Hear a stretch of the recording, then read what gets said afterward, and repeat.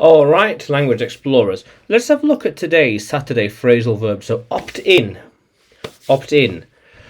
To decide to do something. Opt in for that one. I might opt in for the new ideas. Yeah. When new technology comes around, you should opt into it. I always opt in to new ideas or technology. Yeah, that's my way of staying ahead.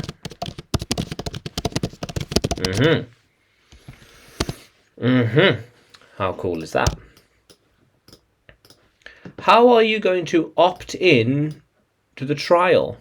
Or to opt, or opt into, opt into the trial. Yeah. You can't just opt in like that. You need to carefully plan ahead. Yeah. And which way will you opt for? Left or right? Yeah, which way will you opt for?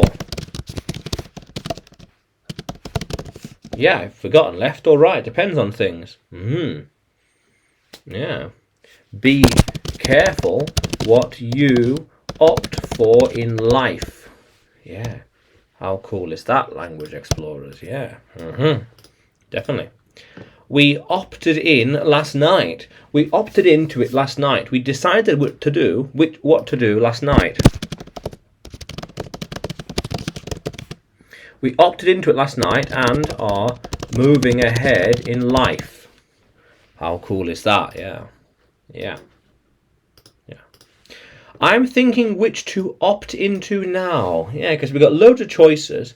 Which one to opt into? Well, it depends. I am not sure which one to opt into this time. Maybe the faster one. Depends on things. Yeah. Soon they will opt in. They'll opt into it together.